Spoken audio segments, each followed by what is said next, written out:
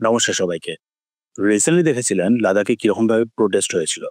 বিজেপির অফিস জ্বালিয়ে দেওয়া, পুলিশ ভ্যানের ওপর অ্যাটাক ইত্যাদি হয়েছিল। এই মুহূর্তে দাঁড়িয়ে কারফিউ ইম্পোজ করে দেওয়া। ভারতে অনেকেই মনে করছে এখানে ফরেন হ্যান্ড রয়েছে, হয় পাকিস্তান, নাহলে বাংলাদেশ, নাহলে চীন, আর না হলে ইউএসও হতে পারে। নেপালে যেরকম জেনজির প্রোটেস্ট হয়েছিল, যার ফলে সরকারকেই পুরো উচ্ছেদ করে দেওয়া হয়েছে, ঠিক সেরকমই কিছু একটা চেষ্টা চলছিল লাদাখে। জেনজির প্রোটেস্ট হিসাবে দেখানোর চেষ্টা চলছিল। নাও, এখন সেই সেম জেনজির প্রোটেস্টই হচ্ছে পাকিস্তান আর বাংলাদেশে। পাকিস্তানের পাক অকুপাইড জম্মু কাশ্মীরে, আর বাংলাদেশের চিটাগংয়ে।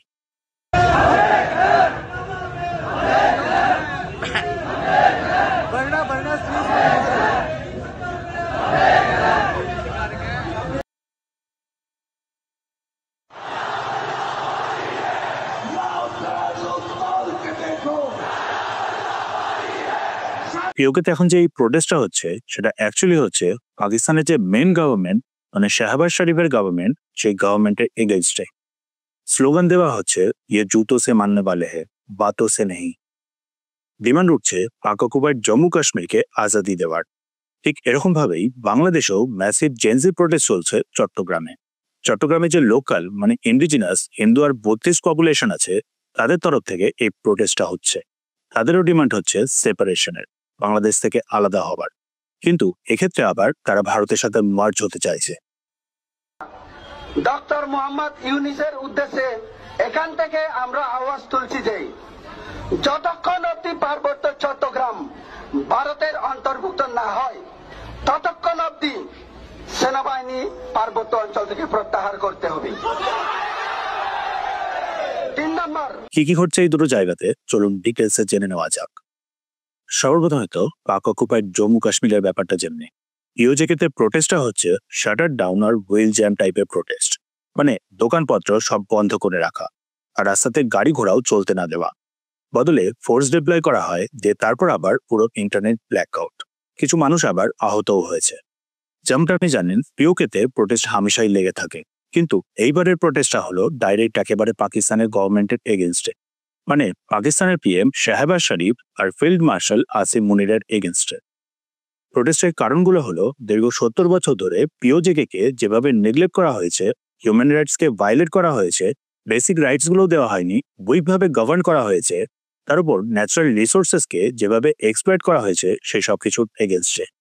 টোটাল 38টা পয়েন্টের এখন ডিমান্ড রাখা হয়েছে পাকিস্তানের সরকারের সামনে।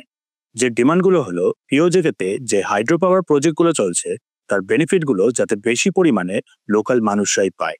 ইলেকট্রিসিটিতে বেশি পরিমাণে আরো যাতে সাবসিডি দেওয়া হয়, সাথে আটা, গম ইত্যাদিতেও যাতে সাবসিডি আরো বাড়ানো হয়। কারণ হয়তো আপনি জানবেন যে এই ইলেকট্রিসিটি পিওজেকে থেকে বেশি পরিমাণে জেনারেট হলেও পিওকের মানুষদেরই দেওয়া হয় বেশি রেটে। প্লাস গম হোক বা অন্য যে কোনো ধরনের ফসল বা ফল, সেগুলো যতই পিওকেতে গ্রো হোক না কেন, পিওকের মানুষদেরই দেওয়া হয় বেশি দামে। সো সেই কারণেই ডিমান্ড উঠছে এগুলোর উপরে সাবসিডি বাড়ানোর। এছাড়া আরো একটা সব থেকে ইম্পর্টেন্ট ডিমান্ড হলো, 12টা অ্যাসেম্বলি সিট যে রয়েছে কাশ্মীরি রেফিউজিসদের নাম করে পিওকেতে, সেগুলো সবকটাকেই অ্যাবলিশ করে দেওয়া। অ্যাকচুয়ালি ভারত আর পাকিস্তান আলাদা হওয়ার পর, প্লাস পাকিস্তান কাশ্মীরের বেশ অনেকটাকে ক্যাপচার করে নেওয়ার পর, পাকিস্তান থেকে যেভাবে বেশ অনেকজন মানুষ ভারতে এসেছিল, ঠিক সেরকম ভাবেই ভারতের কাশ্মীর থেকেও বহু মানুষ চলে গিয়েছিল পাকিস্তানে। পাকিস্তান যাদেরকে কাশ্মীরি রেফিউজি বলে। বাট ব্যাপারটা হলো, এই কাশ্মীরি রেফিউজিরা থাকে তো বর্তমানে পাকিস্তানের মেনল্যান্ডে, পাকিস্তানের পাঞ্জাব প্রভিন্সে বলতে গেলে, বাট তবুও তাদের জন্য এক্সট্রা করে 12টা সিট রেখে দেওয়া হয়েছে পিওজেকেতে। এর ফলটা যেটা হয়, পাকিস্তানের রুলিং পার্টি ইচ্ছে মতন করে এই সিটগুলোকে ফিল করে নেয়। ফলে পাক অকুপাইড জম্মু কাশ্মীরের ওপরে পাকিস্তানের কন্ট্রোলটা বজায় থাকে। এই 12টা সিটকেই ফাইনালি অ্যাবলিশ করে দেওয়ার জন্য ডিমান্ড তুলেছে পিওজেকের মানুষরা। প্রোটেস্টটাকে বর্তমানে লিড করছে আওয়ামী অ্যাকশন কমিটি। স্লোগান উঠছে, ইয়ে জুতো সে মাননে वाले है, बातों से नहीं। মানে পিওকের মানুষের এই বেসিক ডিমান্ডগুলো বহু বছর ধরে ফুলফিল করা হচ্ছে না বলে পিওকের মানুষরা এখন সোজা নেমে এসেছে জুতোতে। আওয়ামী অ্যাকশন কমিটিকে আবার লিড করছে শওকত নওয়াজ মীর। তার ডায়লগটা হলো, এনাফ ইজ এনাফ। সাধারণ মানুষের এই বেসিক ডিমান্ডগুলোকে এবার ফুলফিল করতে হবে, না হলে তারা এবার পরের অ্যাকশনটা নিতে এবার পুরোপুরি তৈরি। লোকালসরা ডিমান্ড করছে এবার আজাদি, পাকিস্তান থেকে ফাইনালি পুরোপুরি আলাদা হওয়ার। নাও এবার আসা যাক বাংলাদেশের চট্টগ্রামের ব্যাপারে। বাংলাদেশে অ্যাকচুয়ালি চট্টগ্রামে একজন মাইনর গার্লের সাথে অনেকজন মিলে দুষ্কর্ম করেছে। চট্টগ্রামের মাইনরিটি ট্রাইবাল কমিউনিটিতে বিলং করে। চট্টগ্রাম যেমনটা জানেন বাংলাদেশের সাউথ ইস্টের একটা পোর্ট সিটি। রিসেন্টলি বেশ অনেকগুলো কারণেই নিউজে আছে। একদিকে মায়ানমারের Rakhine state, humanitarian corridor, US ইত্যাদি অনেকগুলো কারণে। যাই হোক, এই চট্টগ্রামেই একজন মাইনর গার্লের সাথে অনেকজন মিলে দুষ্কর্ম করে, যে তারপর থেকেই ট্রাইবাল কমিউনিটি, হিন্দু আর বুদ্ধিস্টদের তরফ থেকে বিশাল প্রোটেস্ট। জবাবে বাংলাদেশের আর্মি এই লোকাল ট্রাইবাল মানুষদের ওপরই অ্যাকশন নিয়ে নেয়।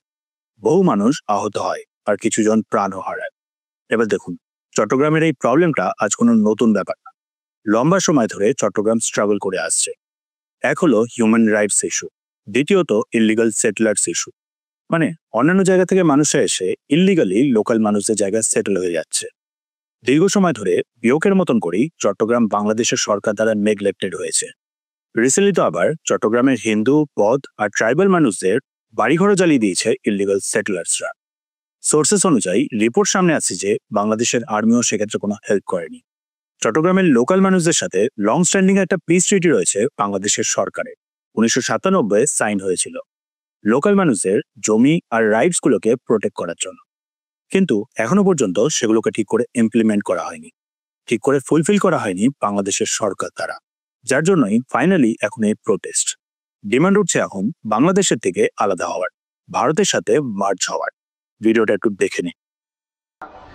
ডক্টর মোহাম্মদ ইউনিসের উদ্দেশ্যে এখান থেকে আমরা আওয়াজ তুলছি যে যতক্ষণ অব্দি পার্বত্য চট্টগ্রাম ভারতের অন্তর্ভুক্ত না হয় ততক্ষণ অব্দি সেনাবাহিনী পার্বত্য অঞ্চল থেকে প্রত্যাহার করতে হবে। 3 নম্বর, যতক্ষণ অব্দি পার্বত্য চট্টগ্রাম ভারতের অবিচ্ছেদ্য অংশ কিংবা ভারতের অন্তর্ভুক্ত হচ্ছে না ততক্ষণ অব্দি সেখানে সেনা শাসন এবং গণহত্যা বন্ধ করতে হবে। নাহলে এই আন্দোলন আমাদের জারি থাকবে।